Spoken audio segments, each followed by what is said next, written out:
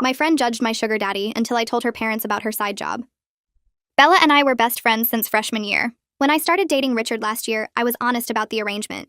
He was 45, divorced, paid for my apartment and tuition. I wasn't ashamed. Degree without debt, he got company for events. We both knew what it was. Bella lost her mind, called me a prostitute, said I had no self-respect, was selling myself. Every hangout. Must be nice having someone pay for everything. When Richard bought me a laptop, wonder what you had to do for that. She'd introduce me as my friend with a sugar daddy. Asked loudly if daddy gave me drink money. Posted quotes about women who value themselves versus women who sell themselves. She held an intervention. Cried about my safety and mental health. Told guys I liked that I was taken by my sugar daddy. Asked Richard if he was shopping for a younger model after graduation. Months of this. She couldn't afford spring break because of her tutoring job. Made speeches about having to budget while some people just asked daddy for money. I offered to pay for her Miami trip. She said she'd rather die than third wheel my gross sugar baby vacation. Second night in Miami, upscale rooftop bar. I saw Bella, with a man at least 60, wearing lingerie as a dress, his hand on her thigh, feeding him oysters, really kissing him. They left together in a Bentley. I took photos. I investigated. Those weekend tutoring conferences. Designer bags from her aunt. The apartment parents helped with. All lies. Found him online. William, hotel owner. Instagram full of young women on yachts. Found Bella in photos from 8 months ago. 8 months of her doing this while destroying me for the same thing. I confronted her with photos. Her face went white. Not what it looks like. Family friend. Discussing business. Finally admitted it. William paid for everything. Apartment, car, clothes. But claimed difference was she actually cared about William while I was using Richard. After months of calling me a whore, acting morally superior, she said we were in the same situation. Begged me not to tell. Parents were religious, thought she was virgin, would disown her. I gave her one chance. Publicly apologize, admit her hypocrisy to our friends. She refused, said it would ruin her reputation. Her situation was different because of real feelings. So I messaged her parents on Facebook, Bible verse posting mom, deacon dad, sent photos from Miami, screenshots of William's Instagram with Bella on yachts, told them to ask where the money really came from.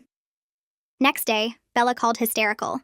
Parents pulling her from school, moving her home, taking the car bought with dirty money, making her work at uncle's accounting firm, told entire church congregation to pray for their lost daughter. She said I'd ruined her life over petty revenge. But she had 8 months to stop judging me, 8 months to come clean. Instead, chose to be a lying hypocrite. Friend group found out when Bella disappeared from school. Some apologized for believing her lies. Others said I went too far. Bella's stuck in her hometown. Williams moved on to another college girl. I'm graduating debt-free next month. But last week, something strange happened. William messaged me on Instagram. We need to talk about Bella. I have nothing to say about her. She wasn't my only girl, and you weren't Richard's only one either. My blood went cold. What? Check your email. A link to a private folder. Photos from that Miami weekend, but not just of Bella with William. Photos of Richard with another girl. At the same hotel, different nights. Same weekend he was with me. The girl looked young, really young. Another message from William. Her name's Sophia. She's 17. Told Richard she was 21. You're lying. I'm not the one who should worry about lying. Richard's been rotating 3 girls for 2 years. You're the oldest. My hands shook. Why are you telling me this? Because Bella knew. She saw Richard with Sophia months ago. That's why she was so angry about your arrangement. She was trying to warn you without saying it directly. That's not... The intervention? The constant digs? She was hoping you'd leave him before you found out the hard way. Another email. Screenshots of text conversations between Bella and her mom from 6 months ago. I'm worried about my friend. Her older boyfriend is seeing someone underage, but she doesn't know. You have to tell her. I can't. She'll hate me. She thinks they're exclusive. My phone rang. Bella. I know William contacted you, she said quietly. You knew? This whole time? I tried to make you hate the arrangement enough to leave. I'm sorry. I should have just told you. Is she really 17? Long pause. 16. She lied to everyone. Does Richard know? He does now. Her parents found out yesterday. They're pressing charges. My phone buzzed. Text from Richard. We need to meet immediately. Don't talk to anyone. I stare at Richard's text demanding we meet immediately, my hands shaking so badly I can barely hold my phone. William's messages are still open on my laptop, showing photos of Richard with Sophia, this girl who looks so young, and I feel sick realizing I've been part of something terrible without knowing it. My roommate Megan walks in and immediately asks what's wrong, because apparently I look like I'm about to pass out. I try to speak, but nothing comes out at first, just this weird choking sound. She drops her backpack and rushes over, putting her hand on my shoulder. I turn the laptop toward her without saying anything because I don't know how to explain this. She leans in close, squinting at the screen, and I watch her face change as she scrolls through William's messages.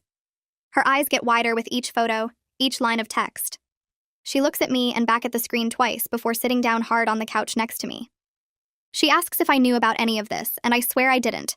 But even as I say it, I'm wondering what I chose not to see because the money was too convenient. The apartment I'm sitting in right now, the laptop I'm looking at, my entire senior year without worrying about rent or books or food, all of it paid for by a man who was apparently seeing a teenager on the side. Megan scrolls back up to the photos of Sophia and zooms in on her face.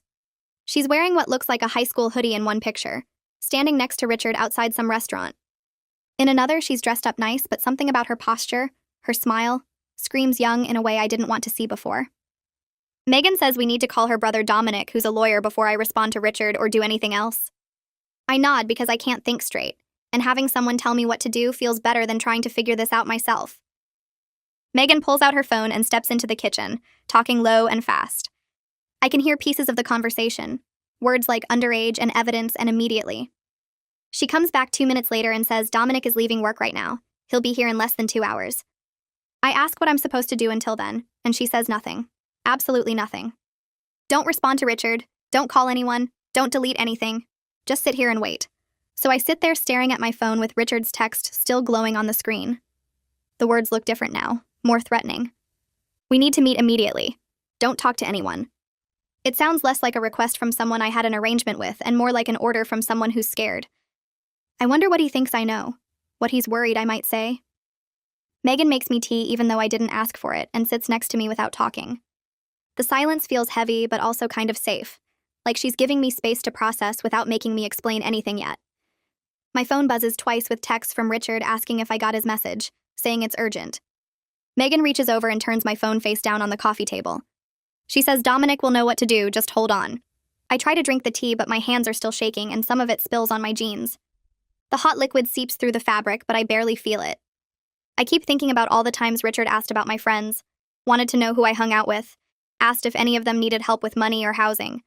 I thought he was just being nice, maybe looking out for other students.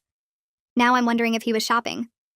Dominic arrives exactly 90 minutes later wearing a suit with his tie loosened, looking tired but focused. He's older than Megan by maybe 6 years, with the same dark hair but more serious eyes. His first question is whether I've communicated with Richard since the text. I show him I haven't responded and he says that's good. We need to figure out what Richard wants and what my legal exposure might be before any contact happens. The word legal makes my stomach drop because I hadn't even thought about that angle. Dominic sits down across from me and opens his laptop, pulling up some kind of document. He explains that if Richard knew Sophia was underage, I could potentially be implicated just by association with him, which makes my stomach drop even further. He asks if I ever met Sophia or knew about her. I say no to both, which is true, but then I remember seeing Richard with a young-looking girl at the mall once. I mentioned it and he said it was his friend's daughter. I believed him because why wouldn't I? Dominic writes this down and asks what else I remember about that day. I tell him it was maybe 4 months ago. The girl was looking at clothes in some store while Richard waited outside. He bought her a bag from the store after. I saw them walking out together. Dominic's jaw tightens and he writes more notes. He asks if I have any texts or emails where Richard mentioned other women or other arrangements. I pull up our message history and scroll through months of conversations. Most of it is boring stuff about dinner plans or when he'd stop by the apartment. But there are a few messages where he asked about my roommate situation, if Megan needed help with anything, if I had friends who were struggling financially. At the time, I thought he was being generous. Now it looks like something else entirely. We spend 3 hours going through everything. My arrangement with Richard, the timeline of when it started, what I knew and when, any communications that might be relevant. Dominic is professional, but I can see judgment in his eyes when he asks if I ever questioned why Richard preferred college students or if there were other girls. I admit I suspected I wasn't the only one, but I never asked because I didn't want to know, and saying it out loud makes me feel complicit and stupid. Dominic doesn't say I'm stupid, but he doesn't say I'm not either. He just keeps taking notes and asking more questions. Did Richard ever take me around other older men with young women? Yes, a few times. Business dinners where everyone seemed to have a girlfriend half their age. Did I think that was weird? Honestly, no. I thought it was just how rich divorced guys operated. Did Richard ever specifically say he preferred younger women? No, not in those words, but he'd make comments about women his age being too complicated or too demanding. I thought he meant emotionally mature. Now I'm realizing he meant he wanted someone he could control. Dominic asks about money. How much Richard gave me monthly. If it was cash or transfers. If there's a paper trail. I tell him it was transfers to my account. $1,500 a month plus he paid my rent and tuition directly.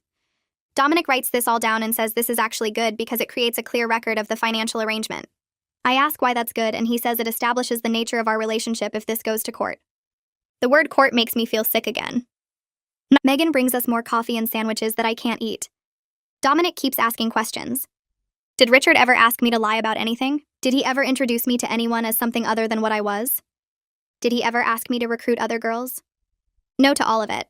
But now I'm wondering if that was just luck, or if he was more careful with me for some reason. Dominic closes his laptop and rubs his eyes. He advises me not to meet Richard alone and to record any conversation if I do talk to him. He explains that Richard might be trying to ensure my silence or get me to provide an alibi, and either way, I need to protect myself legally. Megan offers to come with me if I decide to meet Richard, but Dominic says that might make him suspicious and less likely to reveal his actual intentions. He says what we really need is for Richard to talk freely, to say something that shows what he knew about Sophia's age or what he's trying to hide now. Dominic pulls out his phone and shows me an app that records conversations while looking like the screen is off. He downloads it onto my phone and shows me how to use it. He says if I do meet with Richard, I need to let him talk. Ask questions that get him to explain things. Don't accuse him of anything directly. I ask what happens if Richard figures out I'm recording, and Dominic says we'll worry about that if it happens. But right now, getting his statement on record is more important than anything else. He asks if I'm willing to do this, and I say I don't know. The idea of sitting across from Richard and pretending everything is normal while secretly recording him makes me feel dirty. But then I think about Sophia, about what her parents must be going through, about how Richard used my financial need to control me for over a year. I tell Dominic I'll do it. He nods and says he'll be nearby when it happens, waiting in his car in case something goes wrong. Megan says she'll come too and wait with Dominic. I feel grateful and terrified at the same time. I finally respond to Richard's text saying we can meet at a public coffee shop tomorrow afternoon. His reply comes instantly saying no, it needs to be private, at the apartment he pays for. The demand in his tone is different from how he usually communicates with me, more controlling and urgent, which confirms Dominic's suspicion that Richard is worried about something specific. I show the text to Dominic and he says this is actually perfect, because the apartment is private enough that Richard might speak freely, but it's also a place where I should feel safe since it's my home. He asks if Richard has keys to the apartment. I say yes, he has a spare set. Dominic says I need to get those keys back before the meeting or change the locks. Megan immediately offers to call a locksmith and Dominic says do it now, get it done tonight. While Megan makes the call, I text Richard back saying okay, tomorrow at 3 at the apartment. He responds with just okay, which is unusual because he normally writes longer messages with details about what we'll do after or where we'll go for dinner. The shortness of his response makes everything feel more real and more scary. The locksmith says he can come in an hour. Dominic stays with us until the locks are changed, going over again what I should and shouldn't say, how to position my phone so it picks up audio clearly, what to do if Richard gets aggressive or threatening. By the time Dominic leaves, it's almost midnight and I'm exhausted, but there's no way I'm sleeping tonight. That night I can't sleep because I'm replaying every interaction with Richard looking for signs I missed. The way he always wanted to know my class schedule, asking specific questions about what time I had breaks or when I'd be home. His interest in my younger friends, always offering to help if anyone needed anything, asking me to introduce him at parties or events. How he'd sometimes mention other students he'd mentored in the past, talking about them in this fond way that now seems creepy instead of kind.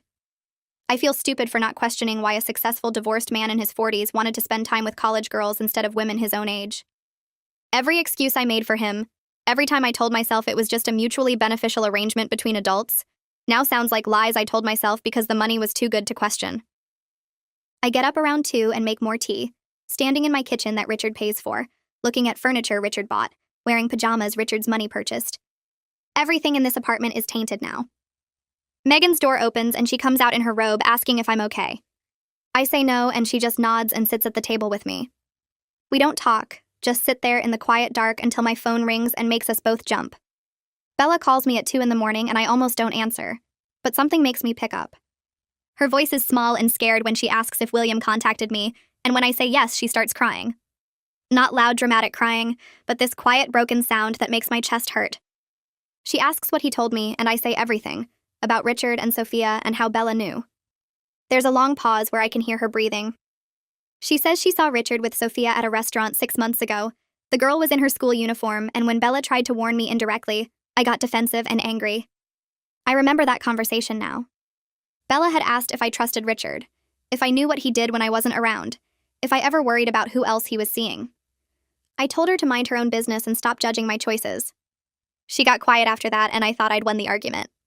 Now I realize she was trying to help me, and I shut her down. I ask why she didn't just tell me directly, and she starts crying harder. She says she was terrified I'd expose her arrangement with William in retaliation, so she tried to make me hate the whole situation enough to leave on my own. All the judgment, the public comments, the intervention, it was her desperate attempt to push me away from Richard without revealing why. I'm angry and sad and confused because this recontextualizes everything, but it doesn't change that she let me destroy her life when she was actually trying to protect me. Bella explains that she couldn't just tell me directly because she was terrified I'd expose her arrangement with William in retaliation, so she tried to make me hate the whole situation enough to leave on my own. She says every time she called me a prostitute or made comments about my self-respect, she was hoping I'd get mad enough to break up with Richard just to prove her wrong. The intervention was supposed to scare me by talking about safety and older men taking advantage. Introducing me as her friend with a sugar daddy was meant to embarrass me into ending it.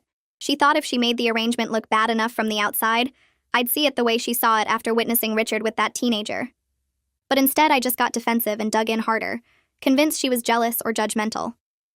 Bella says she almost told me directly a dozen times, but every time she got close, she'd remember what I could do to her if I got angry.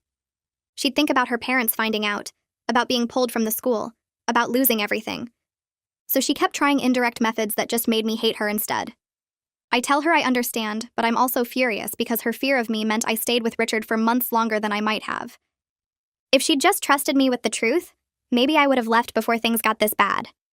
Maybe Sophia's parents would have found out sooner. Maybe Richard would already be in jail. Bella says she knows, and she's sorry, and she wishes she could go back and do everything different. We're both quiet for a long time, the weight of all our mistakes sitting between us through the phone line. I tell Bella about Sophia's real age and hear her gasp on the other end.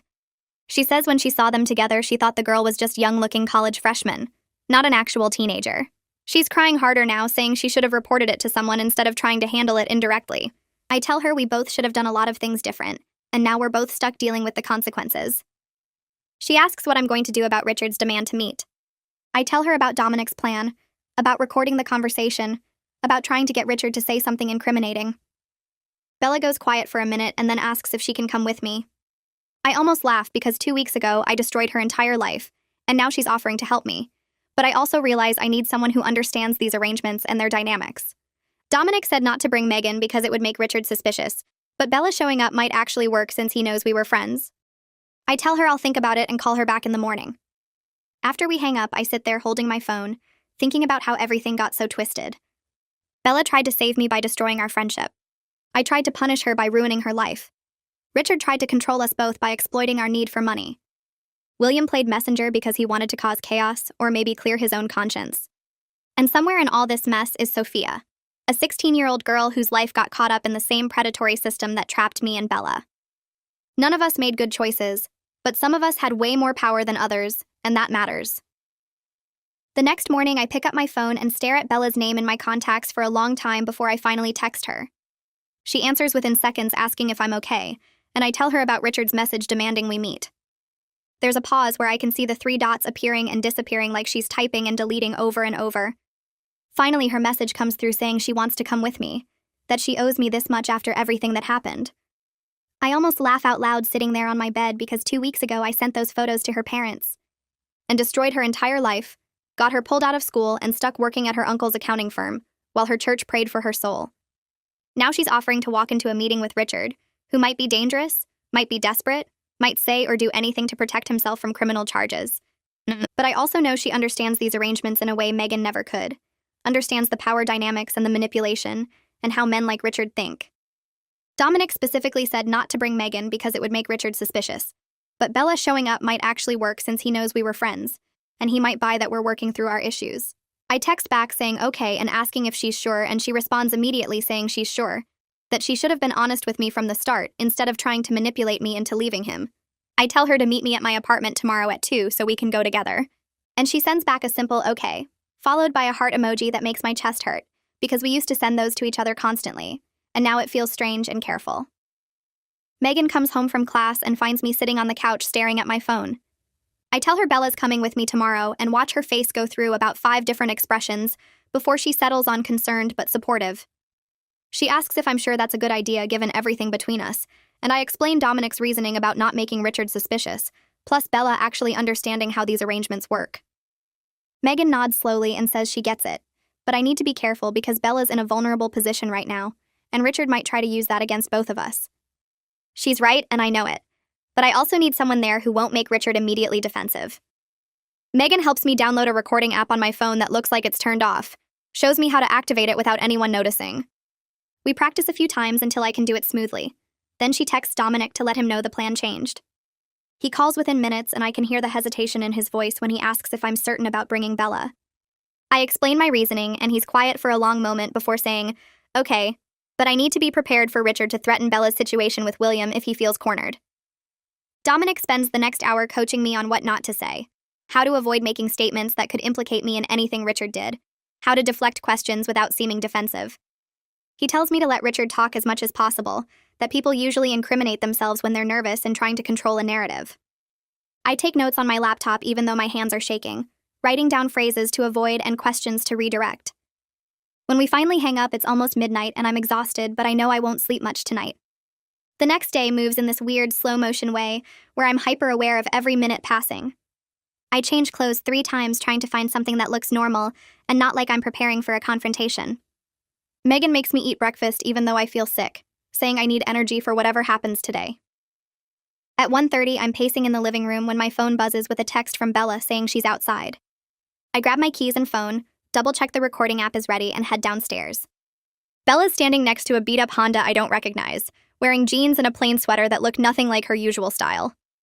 The designer bags and expensive clothes are gone, replaced by Target basics that hang a little loose on her frame. She's lost weight since I last saw her, and not in a healthy way, her face thinner and her eyes tired. We look at each other for a long moment across the parking lot, and I see 2 weeks of consequences written all over her. I almost say I'm sorry right there, almost tell her I wish I'd done everything different, but she shakes her head slightly like she knows what I'm thinking. She walks over and gives me a quick hug that feels stiff and careful, then says we'll talk about us later, but right now we need to focus on keeping me safe from whatever Richard wants. I nod and we get in my car because I don't trust myself to be a passenger right now. I need to feel like I have some control, even if it's just over the steering wheel. The drive to the apartment takes 15 minutes and neither of us talks much. Bella stares out the window and I focus on the road, both of us lost in our own thoughts about what's about to happen. When we pull into the parking garage, I sit there for a minute with the engine off, trying to calm my racing heart. Bella reaches over and squeezes my hand once, a gesture that reminds me of who we used to be before everything got complicated and ruined. We walk to the elevator and ride up to the 3rd floor in silence, the building suddenly feeling unfamiliar even though I've lived here for a year. Every detail looks different now that I know what Richard really is, what I was really part of without understanding the full picture. The hallway leading to the apartment feels longer than usual, and my legs don't want to work right. Bella stays close beside me, and I'm grateful she's here, even though part of me knows this is completely insane. I knock on the door instead of using my key because this doesn't feel like my place anymore. Richard opens it almost immediately, like he was waiting right there, and seeing him makes my stomach drop. He looks older than I remember, stress written across his face in new lines around his eyes and mouth. His smile doesn't reach his eyes when he greets us, that polished charm he usually wears looking cracked and forced. His gaze moves to Bella, and I see surprise flicker across his face before he hides it, his expression smoothing into something more neutral. He steps back to let us in and offers drinks like this is a normal social visit, like we're here for dinner and conversation instead of whatever confrontation is about to unfold. The apartment that used to feel like a nice perk of our arrangement now feels like a trap, the walls too close and the air too thick. I decline the drink and so does Bella, both of us staying near the door instead of moving further into the living room. Richard notices and his smile gets tighter, but he gestures for us to sit on the couch. I perch on the edge of the cushion and Bella sits beside me, close enough that our shoulders touch. Richard settles into the armchair across from us, and for a few seconds nobody says anything. We just sit there in this horrible, tense silence. Richard breaks it by saying there's been a misunderstanding about Sophia, and he needs me to know his version before I hear distorted information from others. The word version makes my skin crawl because it implies there are multiple truths instead of just what actually happened. He starts explaining how Sophia approached him at a business conference, how she told him she was 21 and showed him a fake ID that looked completely legitimate. He describes her as aggressive in her pursuit, sending him messages and photos, making it clear what kind of arrangement she wanted. The way he tells it makes Sophia sound predatory and calculated, makes himself sound like a victim who was deceived by a manipulative girl. I sit there listening and feeling sicker with every word, because I can hear the manipulation in his tone, the careful way he's constructing this narrative. He's trying to get ahead of whatever the police told me, trying to plant his version in my head before I hear anything else. His hands move as he talks, gesturing for emphasis, and I notice they're shaking slightly. He's scared and trying to hide it behind this performance of innocent victim wrongly accused. Bella leans forward and interrupts to ask how many other girls there are besides me and Sophia. Richard's face hardens immediately, his jaw clenching and his eyes going cold. He says that's not relevant to the current situation, that we're here to discuss the misunderstanding with Sophia. But Bella presses forward, saying if he's going to claim Sophia deceived him, then we deserve to know if there's a pattern of young women supposedly lying to him. Her voice is steady, but I can feel her tension beside me, can see her hands gripping her knees. Richard stands up abruptly and the movement makes me flinch even though he doesn't come closer. He tells Bella this doesn't concern her, that she should leave, so we can discuss this privately. The dismissal in his tone is sharp and meant to intimidate, and I realize he's trying to separate us because Bella asking questions he doesn't want to answer. I find my voice and say Bella stays or I leave, surprised by how firm I sound when inside I'm terrified. Richard looks at me for a long moment and I watch him calculate his options, weighing whether pushing this will make things worse. Finally, he sits back down and his whole demeanor shifts, the hardness melting into something apologetic and concerned. He says he never meant to put me in an awkward position, and he values our arrangement too much to let outside problems affect it. The switch in tactics is so obvious it would be funny if it wasn't so manipulative, if I couldn't see exactly what he's doing. He continues saying Sophia's parents are overreacting to a situation they don't fully understand, that his lawyer will handle everything and clear up the confusion. Then he says he needs me to confirm that our relationship has always been appropriate and consensual if anyone asks me about it. The word appropriate hangs in the air and I want to laugh because nothing about this has been appropriate. Nothing about a 45-year-old man paying for a college student's life in exchange for companionship is appropriate even if it's technically legal. But I understand what he's really asking underneath the careful words. He wants me to provide cover for his pattern of pursuing young women, wants me to tell police and lawyers that our arrangement was completely normal and mutual.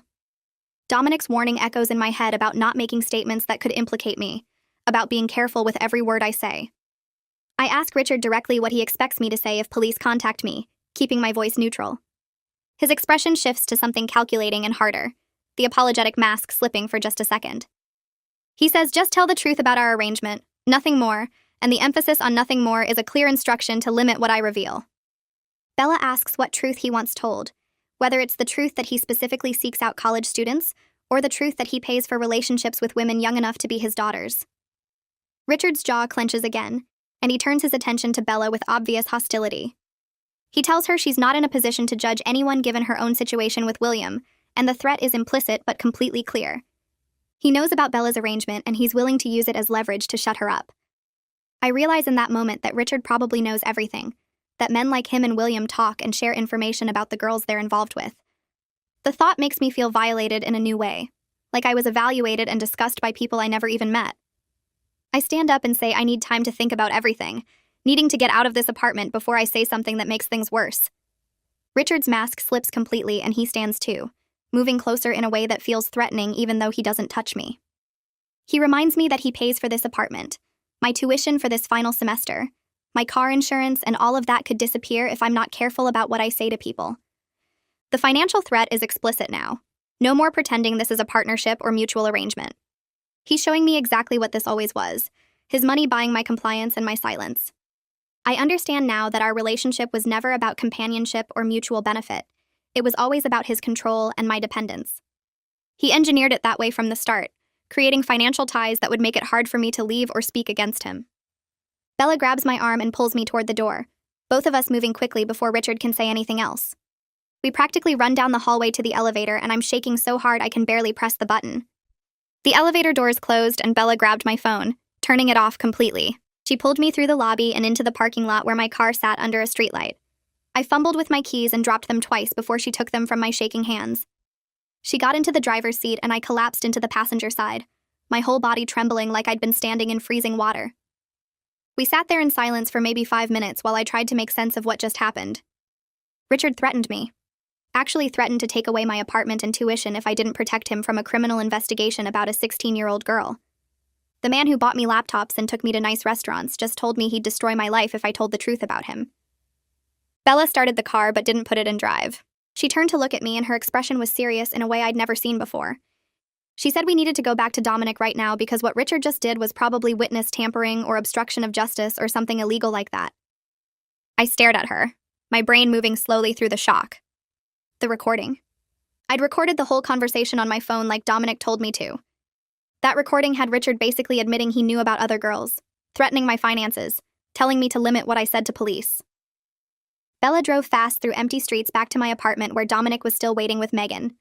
I walked in holding my phone like it was evidence at a crime scene, which I guess it kind of was now. Dominic took one look at my face and knew something bad had happened. I played him the recording and watched his expression change as Richard's voice filled the room. He listened to the whole thing once, then played it again, stopping at certain parts to make notes on his legal pad. His jaw got tighter each time Richard's voice said something about controlling the narrative or protecting the arrangement. After the second listen, Dominic set down his pen and looked at me with this really serious lawyer face. He explained that Richard's statements about Sophia combined with the financial threats created a clear picture of someone trying to intimidate potential witnesses and control what they told investigators. He asked if I was willing to cooperate with any police investigation if they contacted me about Richard. The question hung in the air, and I realized this was the actual moment where everything changed. Up until now, I could pretend I was just a college student with a generous older boyfriend. But cooperating with police meant admitting what our arrangement really was, probably losing all the financial support Richard provided, maybe not being able to finish my last semester. It meant choosing between protecting myself and doing what was right about a 16-year-old girl who was probably scared and alone right now. I thought about Sophia, 16 years old, still in high school probably. Her parents just found out some 45-year-old man had been doing God knows what with their daughter. They were fighting for her against someone with money and lawyers and power. Meanwhile, I'd been living in an apartment Richard paid for, getting my tuition covered, going to nice restaurants, all while he was apparently grooming a teenager on the side. My debt-free education that I was so proud of suddenly felt dirty and wrong. I'd benefited from his money while he was doing something horrible to a kid. I told Dominic I'd cooperate fully with any investigation. I'd tell them everything about our arrangement, show them messages, give them the recording, whatever they needed. I said I'd accept whatever financial consequences came from that decision, even if it meant I couldn't finish my final semester. My voice shook when I said it, but I meant it. Dominic nodded and pulled out his phone to start making calls. He said he needed to find out which agency was handling the investigation into Richard, so we'd know who to contact. He stepped into the kitchen to make calls while Megan brought me water, and Bella sat next to me on the couch. I could hear Dominic's voice going back and forth with someone, asking questions about jurisdictions and case numbers and federal involvement. He came back 20 minutes later with information that made everything more complicated. There was a local police case about Sophia and her parents' complaint. But there was also a federal investigation that got started when someone reported a pattern of older men using money and power to exploit young women they met online. The feds were looking at multiple men, including Richard. And William's name had come up in the federal case, too. Bella went completely pale when Dominic said William's name. Her hands started shaking, and she asked in this small voice if she was in trouble. Dominic sat down across from us and explained that if she was over 18 when her arrangement with William started, she was probably considered a witness rather than a victim in legal terms. But she should still get her own lawyer to protect her interests. Bella laughed, but it sounded bitter and wrong. She said she couldn't afford a lawyer now that her parents had cut her off completely. She had maybe $200 to her name and no way to pay for legal help. I felt the weight of what I'd done to her settling on both of us like something heavy and suffocating. My revenge had destroyed her financial stability right before she might need a lawyer to navigate a federal investigation. Megan spoke up suddenly and offered to let Bella stay in our apartment's spare room temporarily. She said Bella was stuck in town anyway after leaving school, and she shouldn't have to figure out housing on top of everything else. It was awkward because Bella and I still hadn't really talked about what I did to her, about the photos I sent her parents or the way I'd blown up her entire life. But we were both caught in this bigger situation now that was way more serious than our friendship drama. Bella accepted Megan's offer quietly, and I watched her sitting there in clothes I didn't recognize, cheaper than what she used to wear. She'd lost weight in a way that didn't look healthy. The designer bags and confident attitude were gone, replaced by borrowed space and uncertainty about her future. 2 days later, my phone rang with a number I didn't recognize. A detective named Floyd wanted to meet with me about Richard. Her voice was professional and calm, like she did this kind of thing every day. Dominic came with me to the police station, and we sat in a small interview room with gray walls and a table bolted to the floor. Detective Floyd was maybe 40 with short dark hair and eyes that seemed to see right through any story you might want to tell. I gave her a statement about our arrangement, how it started, the timeline of our relationship, what I knew about other women Richard might have been seeing. I told her about the recording from our last conversation, and she listened to it twice, making notes the whole time. She was professional, but I could see her assessing me, trying to figure out if I was a victim who needed protection or a participant who knew what was happening. Honestly, I wasn't sure which one I was anymore. During the interview, Detective Floyd pulled out a folder with photos of 3 other young women. She spread them on the table and asked if I recognized any of them. I looked at the faces and felt sick. I recognized 2 of them from Richard's social media posts at various events over the past year. He'd always described them as friends or mentees, young women he was helping with their careers or education. I pointed them out, and Detective Floyd nodded like this confirmed something she already suspected. She explained that all 3 women were college students when their arrangements with Richard began. The police were trying to establish a pattern of predatory behavior targeting financially vulnerable young women, using money and support to create dependence and control. I asked about Sophia, and Detective Floyd's expression softened just slightly. She said Sophia's family discovered the relationship when they found expensive gifts and messages on her phone. Sophia had initially lied to her parents about her age too, claiming she was older, before finally breaking down and admitting everything, including her real age. The detective emphasized that regardless of what Sophia told Richard about her age, as an adult he had responsibility to verify it, especially given the huge age difference and power imbalance in their relationship. The interview lasted 3 hours, and by the end I felt exhausted and dirty in a way that went deeper than just being tired. Dominic drove me home and told me I did the right thing by being honest and cooperative. But I couldn't stop thinking about how I'd benefited from Richard's money while he was grooming a teenager at the same time. The debt-free education I was so proud of, the apartment I'd been living in, the nice dinners and gifts, all of it felt tainted now by association with his predatory pattern. I'd taken his money and told myself our arrangement was fine because we both knew what it was. But I'd been part of something much worse than I understood. That evening, my phone lit up with a text from Richard, and my stomach dropped before I even read it. He said he was disappointed I spoke to police without consulting him first, like I owed him some kind of warning before telling the truth about what I knew. The message kept going, saying the apartment lease ends in 2 weeks and he won't be renewing it, and my final tuition payment won't be processed either. I stared at the words and felt this weird mix of panic and relief because the financial retaliation was immediate and exactly what he threatened, but somehow seeing it actually happen felt less scary than I expected. At least now I knew where I stood instead of waiting for the other shoe to drop. I showed the text to Megan and watched her face get angry in a way I'd never seen before. Megan grabbed my phone and read the message twice before handing it back. She said I could stay in the apartment as long as I needed and we'd figure out rent together. Just like that. No hesitation or conditions attached. Her brother walked in right then, and she filled him in on Richard's text, and Dominic immediately started making notes on his phone about next steps. He said we should apply for emergency financial aid from the university to cover my final semester tuition, and he'd help me with the application tonight while everything was fresh. I felt this wave of gratitude mixed with shame because I'd been so proud of graduating debt-free, and now I had to admit to strangers that I'd been in a sugar baby arrangement that fell apart. Dominic pulled up the university website, and we started filling out forms right there at the kitchen table. The application asked me to explain my circumstances in an essay, and I had to write about Richard, our arrangement, why the funding suddenly disappeared. Every word felt like admitting I'd been stupid and naive, but Dominic kept saying to just state the facts without judgment. And I wrote about how I'd been receiving financial support that ended abruptly when I cooperated with a police investigation, keeping it vague enough to maintain some dignity. Megan read it over and said it was clear and honest, and we submitted it before I could overthink it more. Dominic said the financial aid office has apparently seen this situation before, which made me feel slightly less alone, but also sad that enough students had been in similar arrangements for the university to have a process for it.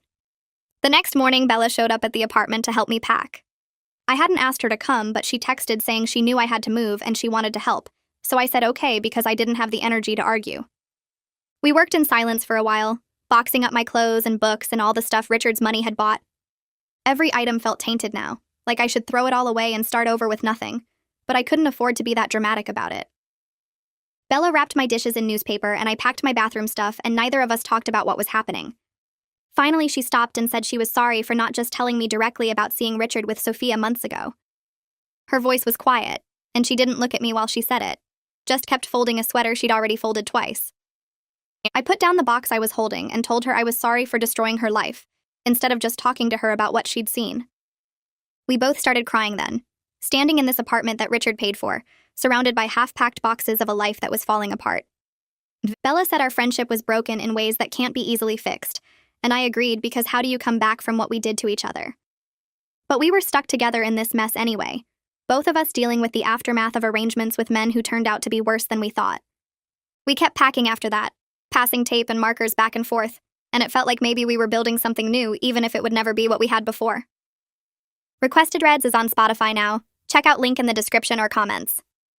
2 days later, the university sent me an email about my financial aid application. I opened it expecting a long wait or more questions, but they'd already processed it and were offering me enough aid to cover my final semester tuition.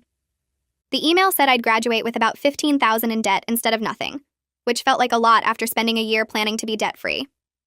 I called Dominic right away, and he congratulated me, then pointed out that $15,000 was manageable compared to what most students carry, and at least I'd have my degree.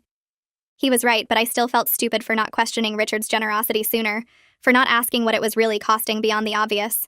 I tried to feel grateful because I could finish school and graduate on time, but mostly I felt like an idiot who'd taken the easy way, and was now paying for it in ways that went beyond money. My phone rang 3 days after I moved into Megan's place, and I didn't recognize the number. I almost didn't answer, but something made me pick up, and it was Brooke from our old friend group. She said she'd heard Bella was back in town and wanted to know if we were okay, her voice careful, like she wasn't sure if asking was allowed. I met her for coffee that afternoon at a place near campus, and the moment I sat down, everything just spilled out. I told her about the revenge, about exposing Bella to her parents, about William's messages revealing Richard's relationship with Sophia. I explained Bella's actual motivation for judging me, how she'd been trying to warn me without saying it directly because she was scared I'd retaliate. Brooke listened without interrupting, just nodding and making these small sounds that showed she was following along. When I finally stopped talking, she was quiet for a minute, then said our whole friend group failed both of us by not questioning why older men were so interested in college students. She said everyone just accepted that Richard and William were generous benefactors, instead of asking why successful middle-aged men wanted to spend time with girls young enough to be their daughters. I'd never thought about it that way, how our friends had normalized something that should have raised red flags for everyone. Brooke stirred her coffee and said she wanted to help. She offered to organize a fundraiser for both me and Bella to help with our financial situations now that we'd lost our arrangements. I was touched but also immediately embarrassed at the idea of our friends knowing the full truth about what we'd been doing. Brooke must have seen it on my face because she said Richard and William were the ones who should be embarrassed, not us. But shame doesn't work that way. I couldn't shake the feeling that I should have known better, should have questioned why a 45-year-old man wanted to pay for my life. Brooke kept insisting it wasn't our fault, that we were targeted by men who knew exactly how to exploit financial vulnerability and youth, but I wasn't ready to let myself off the hook that easily. A week later, both Bella and I got calls from a federal investigator who wanted to interview us about the broader pattern of wealthy older men using financial leverage to pursue relationships with college students. The interview was scheduled at a government building downtown, and Bella and I drove there together, not talking much on the way. The investigator was a woman in her 40s who introduced herself and explained they were building a case about exploitation patterns. She asked detailed questions about how Richard and William approached us, what they offered, how the arrangements were structured. As we answered her questions separately, the investigator showed us documentation that revealed William and Richard were part of an informal network of men who shared information about arrangements and recommended young women to each other. I felt sick realizing I was potentially being evaluated to be passed along to Richard's friends like some kind of product. The investigator said they'd found online forums where these men discussed which college campuses had the most financially vulnerable students, which majors produced girls most likely to need money, how to structure arrangements to create maximum dependence. It was organized and calculated in a way that made our individual situations feel less like bad luck and more like we'd been hunted. Bella's interview revealed even more disturbing details. The investigator told me afterward that William had specifically targeted students with financial need and family pressure, knowing they'd be vulnerable to offers of financial support. He'd researched Bella before approaching her, knew about her religious parents and their expectations, understood exactly what buttons to push. The investigator explained this was a recognized pattern of exploitation that existed in a legal gray area, technically consensual but involving significant power imbalances and coercion. They were building a case focused on the men who pursued underage girls like Sophia, while also documenting the broader exploitation pattern affecting legal adults like me and Bella. The investigator said our cooperation was helping establish that Richard and William's behavior was predatory and systematic, not just unfortunate mistakes or misunderstandings. 3 weeks after my police interview, I was at work when my phone started exploding with notifications. I checked during my break and saw that Richard had been arrested and charged with multiple counts related to his relationship with Sophia. The news articles mentioned he was investigated for a pattern of financially coercive relationships with young women, and apparently someone had leaked my name because people were messaging me asking if I was one of the victims. Some messages were supportive, friends saying they were sorry I'd been manipulated and offering help. But others were judgmental, asking how I could have been so naive or suggesting I was partly responsible for what happened to Sophia. Man, one message said I should have known something was wrong and reported Richard sooner, like I'd knowingly let him hurt a teenager. I turned my phone off and went back to work, but couldn't focus on anything except the messages saying this was somehow my fault. That night, I had a panic attack for the first time in my life. My chest got tight and I couldn't breathe right, and Megan had to talk me through it until I could function again. The next morning, I called the University Counseling Center and got an appointment for that afternoon because I couldn't handle this alone anymore. The counselor was older, maybe 50, with kind eyes that didn't judge when I explained everything. She listened to the whole story and then helped me understand the difference between being manipulated by someone with more power and resources versus being responsible for their criminal behavior. She said I could acknowledge I made choices I regret, while also recognizing I was targeted by someone who knew how to exploit financial vulnerability and young women's trust. The counselor explained that Richard's behavior with Sophia wasn't my fault or my responsibility to prevent, that he was an adult who made criminal choices regardless of what I knew or didn't know. She said the guilt I was feeling was normal, but I needed to separate my poor judgment about my own situation from his predatory behavior toward a minor. We scheduled weekly appointments because one session wasn't going to fix the mess in my head, but at least it was a start toward figuring out how to live with what happened. I scheduled my first counseling appointment for the following week and left feeling like maybe I could get through this. The counselor's office was in a building near campus, and when I arrived early for my second session a few weeks later, I sat in the waiting room flipping through a magazine without actually seeing the words. The door opened and Bella walked in, freezing when she saw me sitting there. We stared at each other for a long moment before she took a seat 3 chairs away, her hands gripping her purse strap. Neither of us spoke. The silence felt heavy and uncomfortable, both of us pretending to look at our phones while hyper-aware of the other person's presence. When the counselor called my name, I stood quickly and followed her inside, feeling Bella's eyes on my back. After that, we kept running into each other in that waiting room, always awkward, always sitting as far apart as possible. One day, about a month into therapy, Bella arrived while I was still waiting, and she looked thinner, more tired than before. She sat down, and after a few minutes of silence, she quietly said her parents agreed to pay for therapy, but nothing else had changed. Still living at her uncle's house, still working at the accounting firm, still not allowed back to the school. She was saving every dollar from her job, hoping eventually she'd have enough to get her own place and maybe finish her degree somewhere else. I nodded, not sure what to say, and then my counselor opened the door and called me in. Dominic came over to the apartment a few days later with papers about the case. He spread them out on the kitchen table while Megan made coffee, explaining that Richard's lawyer was trying to work out a plea deal with prosecutors. But the prosecutors weren't interested in making it easy because of the pattern evidence they'd gathered and because of Sophia's age. Dominic said there would probably be a trial, and I might have to testify about our arrangement and the things Richard said about preferring college students. My stomach dropped at the thought of standing up in court and talking about everything while Richard sat there watching. Dominic must have seen my face go pale because he quickly added that my testimony could really help establish Richard's predatory pattern and his intent. He said the prosecutors needed to show this wasn't just one mistake, but a calculated pattern of behavior. I felt sick thinking about talking publicly about the apartment, the money, the whole arrangement that now felt so stupid and wrong. Dominic walked me through what kind of questions I might be asked, how to answer clearly and factually without getting defensive. But all I could think about was Richard's lawyers trying to make it seem like this was all my idea, like I'd pursued him instead of the other way around. Finals week arrived and I couldn't focus on anything. My textbook sat open on my desk, but the words just blurred together while my mind replayed conversations with Richard, with Bella, with the detective. I'd been a solid B student before all this happened, But this semester, my grades had crashed hard. I was barely maintaining the GPA I needed to graduate, which felt ironic since the whole point of the arrangement with Richard was to graduate debt-free and successful. Now I was graduating with debt and trauma instead. Megan noticed me staring at the same page of notes for 20 minutes and pulled the book away from me. She created a study schedule that broke everything into small chunks, made flashcards for my hardest class, and brought me food when I forgot to eat because my appetite had disappeared along with my concentration. Studying together in the apartment, Megan quizzing me on marketing concepts while making sure I drank water and took breaks, I realized what genuine friendship actually looked like. It wasn't transactional like what I had with Richard, where everything came with an unspoken price tag. It wasn't complicated like my friendship with Bella had been, full of judgment and secrets and manipulation. Megan just showed up and helped because she cared, expecting nothing in return except maybe that I'd do the same for her someday. Brooke texted me saying she wanted to organize a small gathering with our friend group, specifically to support me and Bella through everything happening. I almost said no, because the idea of sitting in a room with people who knew what I'd done and what had been done to me felt unbearable. But Megan encouraged me to go, said isolation would make everything worse, so I agreed. Brooke hosted at her apartment, and when I arrived, Bella was already there, sitting on the couch looking as uncomfortable as I felt. About 6 people from our old friend group showed up, and at first everyone just made awkward small talk and avoided eye contact.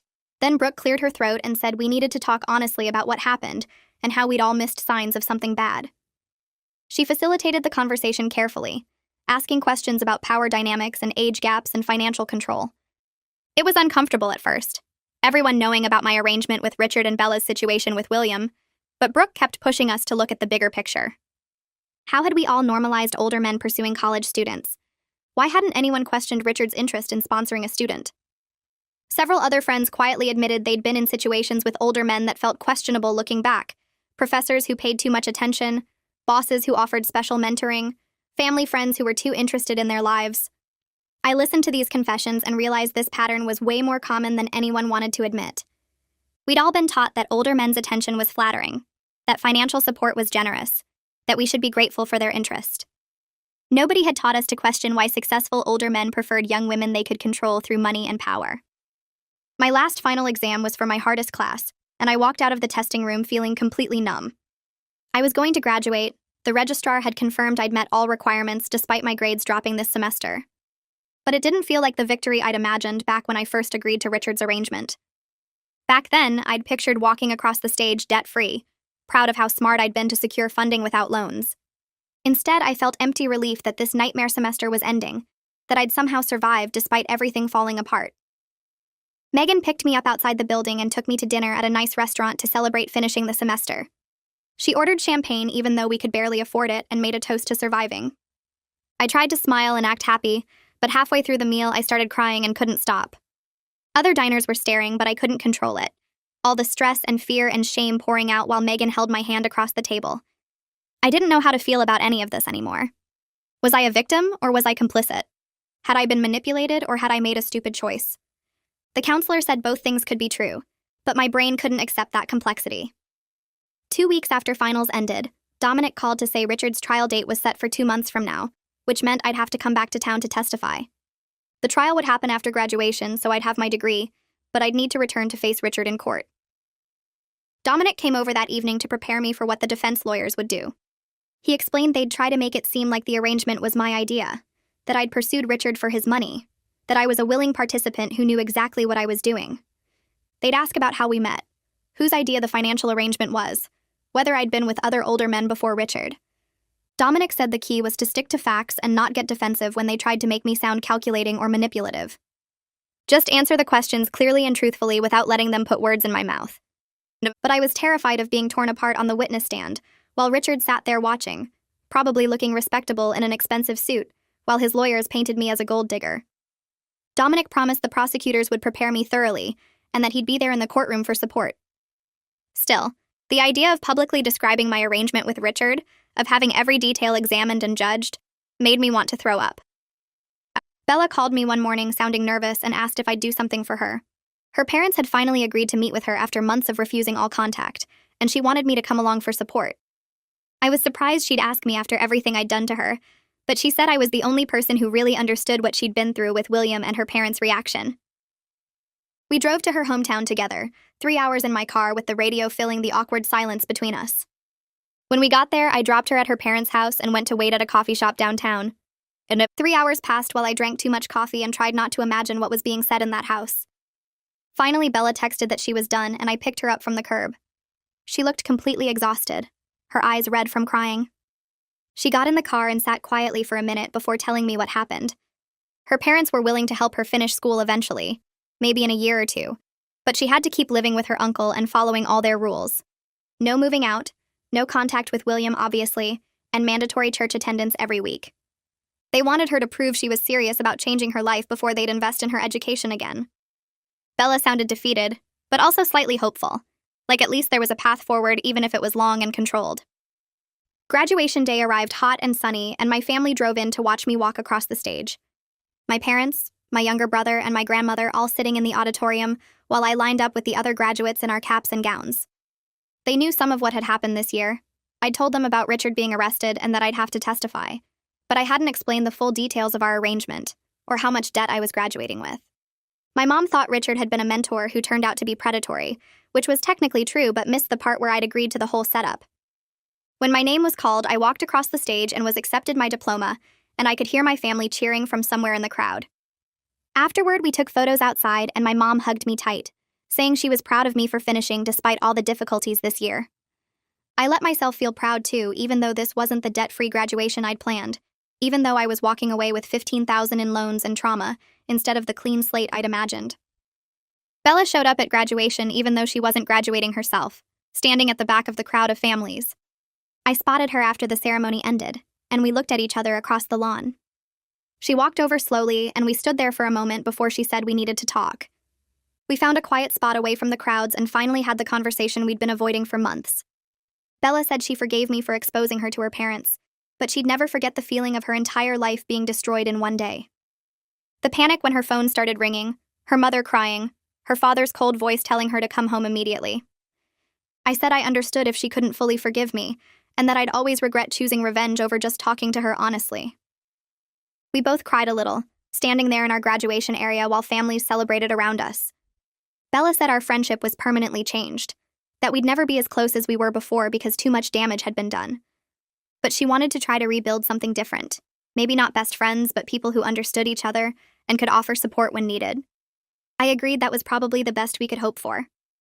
I started applying for jobs the week after graduation, updating my resume and writing cover letters. The hardest part was figuring out what to say about the gap where Richard's supposed internship had been listed. I'd put it on my resume originally because it sounded impressive, working for a successful businessman in his consulting firm. But now that Richard was arrested and facing trial, I couldn't exactly use him as a reference or explain what that job actually entailed. Dominic advised being vague about why that position ended and focusing instead on my actual skills and education. So I removed the internship entirely and emphasized my coursework and the part-time job I'd had before meeting Richard. I got several interviews over the next few weeks, phone screens and video calls with companies looking for entry-level marketing people. But none of them led to offers, and I started wondering if Richard's arrest had made enough news that employers were connecting me to the case. Maybe they Googled my name and found articles mentioning young women in financial arrangements with him. Maybe they saw my university and graduation year and put the pieces together. Or maybe I was just paranoid and the job market was competitive and I needed to be patient.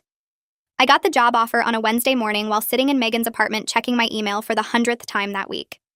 The marketing firm wasn't fancy, just a small company that handled social media and advertising for local businesses, but they wanted me to start in 2 weeks, and the salary was enough to cover rent and start chipping away at my debt. I called Megan at work to tell her, and she screamed so loud I had to pull the phone away from my ear. That first paycheck 2 weeks later felt different from any money Richard ever gave me. It was smaller, way smaller, but when I deposited it, I felt something I hadn't felt in over a year. Pride, maybe, or just relief that I'd earned this through actual work, instead of through being young and available to a man who turned out to be a predator. I bought groceries with my own money, and it sounds stupid, but I almost cried in the checkout line because nobody owned this. Nobody could take it away by threatening to cut me off. Bella called me a month after I started the job to tell me she got accepted to a different university 3 hours away from her hometown. Her parents agreed to help with tuition if she kept going to therapy, and followed a bunch of rules they set up. She had to live in the dorms instead of getting her own place, had to check in with them twice a week, had to keep her grades up and stay away from anyone who reminded them of William. She sounded frustrated when she told me about the restrictions, but also grateful, like she knew this was probably the best second chance she was going to get. We talked on the phone every few weeks after that, and the conversations got easier each time, though there was still this heaviness underneath everything we said. Some damage just doesn't fully heal no matter how much time passes or how hard you try to move past it. The trial date got set for late August, 2 months after graduation. Dominic helped me prepare for testifying, and we spent hours going over what the prosecutor would ask and what Richard's lawyer would probably try to make me say. The prosecutor was a woman in her 40s named Jennifer Hutchinson, who specialized in cases involving exploitation and coercion. She met with me 3 times before the trial started and walked me through every detail of my arrangement with Richard, taking notes about the financial control and the way he'd structured everything to make me dependent on him. She told me Richard's lawyer would try to make it look like I pursued him for money, like I was some gold digger who knew exactly what I was doing. She said to stick to the facts about how he approached me at that networking event, how he slowly increased the financial support until I couldn't afford to leave, how he made comments about preferring college students because we were more fun and less demanding than women his age. I flew back to town the day before I had to testify and stayed with Megan again. That night I couldn't sleep because I kept thinking about having to sit in that courtroom and talk about the most shameful year of my life while Richard watched from the defense table. Megan made me tea and sat with me until 3 in the morning, not saying much, just being there so I didn't have to be alone with my thoughts. The courthouse was smaller than I expected, older, with wooden benches that creaked when you sat down. Jennifer met me in a witness room before I had to go in and reminded me to breathe, to take my time answering questions, to look at the jury instead of at Richard. She said the defense would try to rattle me, but I just needed to tell the truth about what happened. Walking into that courtroom was one of the hardest things I've ever done. Richard sat at the defense table in a nice suit looking calm and confident, like this was just some minor inconvenience he'd get through. His lawyer was a man in his 50s with gray hair who smiled at me in this fake friendly way when I walked past. I got sworn in and sat down in the witness box, and my hands were shaking so badly I had to grip the edges of my chair to keep them still. Jennifer started with easy questions about my background, my major, when I met Richard. Then she moved into the arrangement itself, and I had to explain how he offered to help with my rent at first, then took over the whole apartment, then started paying my tuition. How he'd buy me clothes and jewelry and take me to expensive restaurants and events where he'd introduce me as his girlfriend, even though we both knew what it really was. How he told me multiple times that he preferred dating college students because we were more open-minded and less interested in marriage and kids. And how he made jokes about getting a new model when I graduated, jokes that didn't seem threatening at the time but looking back clearly showed his pattern. Richard's lawyer took over for cross-examination and immediately started trying to twist everything I said. He asked if Richard ever forced me to do anything I didn't want to do, and I said no, but explained that financial coercion doesn't require physical force. He asked if I enjoyed the expensive gifts and trips, and I said yes at the time because I didn't understand what accepting them would cost me. He tried to suggest I sought out the arrangement deliberately by going to networking events where successful older men would be present, and I had to explain that I went to those events for legitimate career networking, not to find a sugar daddy. He showed emails where I thanked Richard for gifts and asked if he could help with certain expenses, trying to make it look like I was the one pursuing him for money. Jennifer objected several times when his questions got too aggressive, but I could see what he was doing, trying to paint me as a calculating gold digger instead of someone who got manipulated by a man with way more power and experience. The testimony lasted almost 3 hours, and by the end I felt wrung out and exhausted. Jennifer asked a few follow-up questions to clarify things the defense had muddied. Then I was finally allowed to step down. I sat in the gallery for the rest of the day because I wanted to hear what came next. Sophia testified after lunch, and watching her walk to the witness stand made my stomach hurt. She looked so young, younger than her 16 years, wearing a plain dress her mom probably picked out. Her voice shook when she started talking, but she got stronger as she went on, describing how Richard approached her at a college fair she attended with her older sister. How he told her she seemed mature for her age and asked if she wanted to get coffee sometime. How he slowly built up the relationship over months, making her feel special and grown up, buying her gifts and taking her to nice places. How he told her not to tell her parents because they wouldn't understand their connection. How he isolated her from her friends who questioned why she was dating someone so much older. Jennifer asked Sophia about the fake ID she'd shown Richard, and Sophia started crying when she explained that he never actually asked to see it. She said she mentioned being in college and he just accepted it without asking for proof, without questioning why she looked so young or acted so inexperienced. She said now that she'd had time to think about it with her therapist, she realized Richard probably knew or at least suspected she was underage, but chose not to ask questions because then he'd have to stop seeing her. The defense lawyer tried to argue that Sophia deceived Richard deliberately, but Jennifer shut that down by pointing out that as the adult in the situation, Richard had a responsibility to verify her age, especially given the significant age gap and power difference. Sophia's testimony lasted 2 hours, and by the end, even some of the jury members looked upset. 3 other young women testified over the next 2 days about their arrangements with Richard. All of them were college students when they met him. All of them described similar patterns of initial generosity that gradually turned into financial dependence and control. One girl named Jessica talked about how Richard paid for her apartment, but kept the lease in his name so he could threaten to kick her out whenever she tried to set boundaries. Another girl named Amanda described how he'd show up at her campus unannounced to check on her, how he wanted to know where she was and who she was with all the time. The third girl, Lauren, explained how Richard specifically sought out students with financial need, asking about their debt and family situations early in the relationship, so he knew exactly how to make himself essential to them. Jennifer built this clear picture of predatory intent and pattern, showing the jury that Richard's behavior with Sophia wasn't some one-time mistake, but part of a calculated system he'd developed over years. I felt validated listening to their testimonies because it confirmed I wasn't crazy or stupid for not seeing the signs sooner. Richard had this whole method worked out, this way of finding vulnerable young women and making us dependent on him while making it seem like we were the ones benefiting from the arrangement. But I also felt sad and kind of sick knowing there were so many of us, that while I thought I was special, or at least unique, he was running the same pattern with multiple girls at the same time. The defense tried to argue that these were all consensual adult relationships, and that the women benefited financially from their arrangements with Richard, but Jennifer kept bringing it back to the power imbalance and the pattern of targeting young women specifically.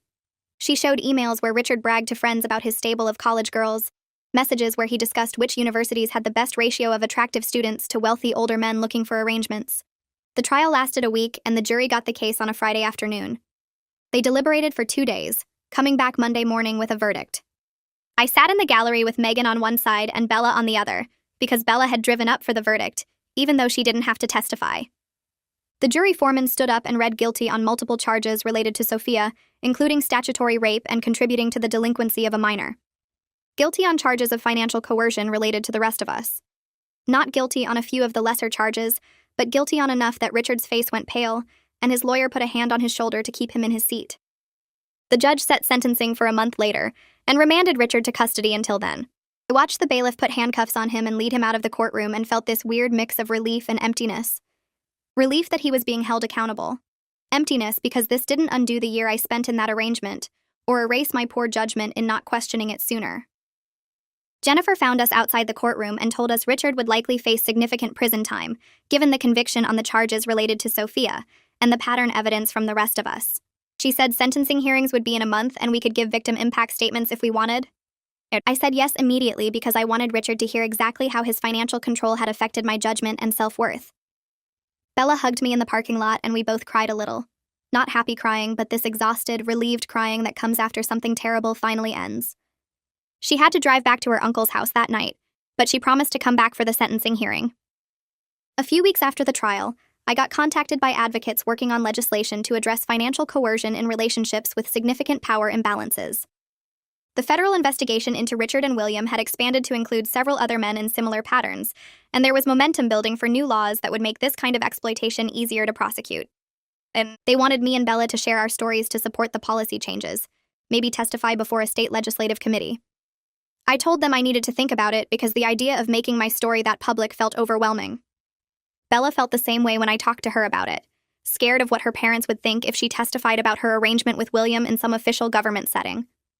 I found a support group for people who'd been in financially coercive relationships through a flyer at the counseling center. The first meeting I attended was in a church basement with folding chairs arranged in a circle, and I almost turned around and left because it felt too real admitting I needed this kind of help. But I stayed and listened to other people describe situations where money had been used to control them, and I heard my own experience reflected in their stories, even though the details were different. A woman my age talked about her ex who paid her rent, but tracked every purchase she made and threatened to evict her when she tried to leave. An older man described how his partner controlled all their finances and left him with nothing when the relationship ended. I shared my story about Richard in halting sentences, and when I said I still wasn't sure if I was a victim or just someone who made bad choices, the facilitator said those weren't opposite things. She explained that exploitation exists on a range, and I could acknowledge being harmed while also taking responsibility for my choices. That idea helped more than anything else because I'd been stuck trying to figure out if I was innocent or guilty when the truth was more complicated. Over the next few weeks, I kept going to meetings and started developing language to describe what happened that felt honest. I wasn't a pure victim because I entered the arrangement knowing what it was, but I also wasn't fully responsible because Richard had more power and experience and used that deliberately. The group helped me sit with that complexity instead of trying to force my experience into a simple category. 6 months after Richard's sentencing, Bella texted asking if I wanted to meet for coffee. We picked a place halfway between her new university and my apartment, neutral territory for both of us. She looked different when she walked in, healthier than the last time I'd seen her, wearing clothes that were nice but not designer expensive. We hugged awkwardly and ordered drinks and sat across from each other with too much unsaid between us. She told me about her new school and how she'd made friends who didn't know anything about William or her arrangement or why she'd transferred. I told her about my job and how I was paying down my debt faster than I expected. We talked carefully around the big things at first, discussing classes and roommates and weather. Then she said she was doing better, really better, and I said I was too. We both acknowledged that what happened between us was traumatic, but we didn't pretend our friendship was fixed, or that we could go back to how things were before. She said she still had nightmares about the night I exposed her to her parents, and I said I still felt sick thinking about how my revenge could have destroyed her future permanently. We agreed we'd both made terrible choices and we'd both been manipulated by men who knew exactly what they were doing. The conversation lasted 2 hours, and we cried a little and laughed a little and left feeling like maybe we could build something new even if the old friendship was gone forever. A month after that coffee meeting, I got an email from an advocacy organization working on financial coercion issues. They were making a documentary about exploitation of college students and wanted to interview people who'd experienced relationships with significant power and wealth imbalances. I forwarded the email to Bella, and we talked on the phone about whether we wanted to participate. The idea of sharing our stories publicly felt scary, even though the documentary would use voice distortion and shadows to keep us anonymous. Bella worried her parents would somehow recognize her story, and I worried potential employers might connect the dots. But we both felt like maybe our experiences could help other students recognize exploitation before getting trapped in similar situations. We agreed to participate together, and the film crew came to interview us separately, but in the same session. I sat in front of bright lights with my face in shadow and talked about how Richard targeted me specifically because I had financial need and was worried about student debt. I described how the arrangement seemed mutually beneficial at first, but gradually became controlling as I became more financially dependent. The interviewer asked good questions about the psychology of it, how Richard made me feel special and mature while actually exploiting my youth and inexperience. Bella's interview covered similar ground about William and how he specifically sought out students from religious families because he knew family pressure made them vulnerable. We both talked about how financial vulnerability made us targets for men who had done this before and knew exactly how to exploit that weakness. The documentary spent months in production and included our interviews alongside experts who explained the psychology of financial coercion. Psychologists discussed how significant age gaps combined with wealth disparities create power imbalances that make genuine consent complicated. Legal experts talked about how current laws struggle to address exploitation that's technically consensual, but involves manipulation and control. The documentary included interviews with other young women who'd been in similar arrangements, and seeing the pattern laid out made it clear this wasn't about individual bad choices, but about predatory men using a tested playbook. When the documentary finally aired on a streaming platform, it generated more discussion than I expected. Articles appeared analyzing the issues it raised about financial coercion and exploitation. University newspapers ran editorials about protecting vulnerable students. I watched it alone in my apartment and cried through most of it because seeing my experience contextualized within broader patterns of exploitation helped reduce the shame I'd been carrying. The documentary made it clear that Richard and William and men like them were the problem, not the young women they targeted. Comments online were mixed, some people saying we should have known better, and others saying the documentary opened their eyes to how manipulation works. But overall, it felt like our decision to participate had been right, because it was helping people understand these dynamics better. William's trial happened 9 months after Richard's, and Bella drove back to attend his sentencing hearing.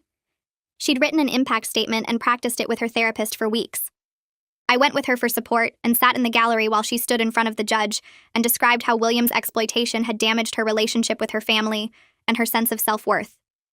Her voice shook, but she got through the whole statement, explaining how he'd specifically targeted her vulnerability about money and family pressure. She said his actions had cost her a year of school and nearly destroyed her relationship with her parents, and she was still working to rebuild trust with them. William's lawyer tried to argue that the relationship had been consensual and mutually beneficial, but the prosecutor presented evidence of William's pattern of pursuing college students with financial need. The judge sentenced him to 7 years in prison, similar to Richard's sentence, and specifically mentioned the predatory pattern as an aggravating factor. After the hearing, Bella's parents were waiting outside the courtroom. I hung back while they hugged her, and I saw her mom crying and her dad's hand on her shoulder. Bella told me later that having her parents there supporting her represented huge progress in their relationship. They were starting to understand she'd been manipulated rather than simply making immoral choices. She said she felt lighter after the sentencing, like she could finally close this chapter and move forward instead of being stuck in shame and regret. A year after graduation, my boss called me into her office and I thought I was in trouble for something. Instead, she told me I was getting promoted to senior account coordinator with a significant raise. I'd been working hard and bringing in good results, and the promotion felt earned in a way nothing Richard gave me ever had. The raise meant I could accelerate my debt repayment substantially. I sat down that night with my loan statements and calculator and figured out I could be debt-free within 2 years instead of the 10-year timeline I'd originally projected. The debt felt different now than it had right after Richard cut me off. It wasn't a shameful secret or a sign of failure. It was a manageable consequence of choices I'd made while being manipulated by someone who knew exactly what he was doing. I'd entered the arrangement with Richard to avoid debt, and I'd ended up with debt anyway. But I'd also ended up with a degree and a good job and hard-won wisdom about power and exploitation. And I was proud of earning my way out of the debt through honest work. Every payment I made felt like reclaiming something Richard had tried to take from me, proof that I could support myself without anyone's financial control. Bella graduated from her new university in the spring, and her whole family attended the ceremony. She sent me photos of herself in her cap and gown with her parents on either side, both of them smiling. Her mom looked proud despite everything that had happened, and her dad had his arm around her shoulders. Bella had gotten a job offer before graduation at an accounting firm where she'd interned, and she was moving into her own apartment in a new city. We celebrated together over video chat that night, and I felt genuinely happy for her success. She'd rebuilt her life after I destroyed it, and seeing her thrive made me grateful my revenge hadn't permanently derailed her future, even though it easily could have. She thanked me for being there through the trial and the documentary and the slow process of healing.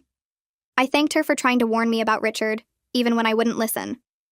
We agreed we'd both learned painful lessons about trust and manipulation, and the importance of direct communication, even when it's uncomfortable. Brooke called me a few months later with news about our old university. The school was implementing new policies about financial aid and support for students in vulnerable situations, partly in response to the publicity around Richard's case. They'd created an emergency fund for students who needed to escape exploitative relationships, and they were expanding counseling services to include education about financial coercion and predatory relationships. Brooke said she'd been working with the student government to push for these changes, and our experience, as painful as it was, had helped protect other students from similar exploitation. The university was also requiring training for staff about recognizing signs of financial abuse and how to support students who came forward. I felt complicated emotions about this news, proud that something good had come from our situation, but sad that it had taken Richard's prosecution to make the school take these issues seriously. Brooke said several students had already used the emergency fund to leave bad situations, and the counseling center had seen increased requests for help with relationship issues involving money and control. I started dating someone I met through work about 18 months after Richard's arrest. His name was Garrison, and he was a designer at a partner agency, and our relationship developed slowly through project collaboration and coffee breaks, and eventually dinner dates. It felt completely different from my arrangement with Richard because it was built on genuine connection rather than financial transaction. But it was also awkward at first because I was hyper-aware of every power dynamic and financial imbalance. When Garrison paid for dinner, I worried about obligation and control. When he bought me a birthday present, I had to fight the urge to calculate its value and what it might mean. My therapist helped me work through these reactions and learn to recognize the difference between generosity and manipulation. Garrison knew about my past with Richard because the documentary had aired and my story was somewhat public. He didn't judge me for it, which helped me continue healing from the shame I'd carried. He understood when I needed to split bills evenly or when I got anxious about accepting gifts.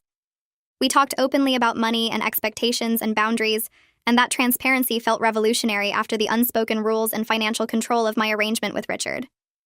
Bella and I met in person for the first time in over a year and spent a weekend together in a city neither of us lived in.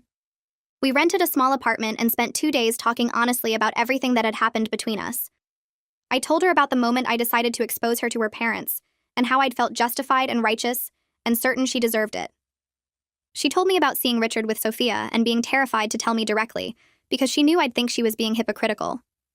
We talked about my revenge and her attempted protection, and both of our poor choices and how we'd grown. We cried and laughed and argued a little and eventually agreed we'd never be as close as we were before because too much damage had been done. But we'd built a new friendship based on understanding and shared experience. It was different from our old friendship, more careful and less automatic, but it was real. We could talk honestly about the complicated feelings we both still carried. She could admit she still resented me sometimes for destroying her life, even though she understood why I'd done it. And I could admit I still felt guilty about not listening to her warnings, even though I hadn't known they were warnings. We agreed to keep working on this new friendship, to be honest with each other even when it was uncomfortable, to remember that we'd both survived something difficult and come out stronger. It wasn't the friendship we'd had freshman year, but it mattered. 2 years after Richard's sentencing, I logged into my student loan account and stared at the balance for a full minute. $0. The final payment had processed overnight and I was officially debt-free. I'd imagined this moment so many times during college, pictured myself celebrating with champagne and relief that I'd graduated without owing anything. But sitting at my desk in my small apartment that I paid for with my own salary, the feeling was completely different. I'd earned this through 2 years of careful budgeting and extra freelance projects and saying no to things I wanted. Every payment came from work I'd actually done, not from an arrangement with a man who turned out to be a predator. The achievement felt heavier than I'd expected, not triumphant, but quietly meaningful. Megan organized a small celebration that weekend with pizza and cake from the grocery store. She made a banner that said, "Debt-free and actually free," which made me cry a little because she understood what this really meant. Bella sent flowers to my office with a card that said she was proud of me, and I texted her a photo of my zero balance with 3 exclamation points. I was proud of myself too, not just for paying off the debt, but for choosing the harder path of accountability instead of protecting myself from consequences. I'm in a good place now with a stable job at the marketing firm where I got promoted last year, and a healthy relationship with Garrison, who knows my whole history and doesn't judge me for it.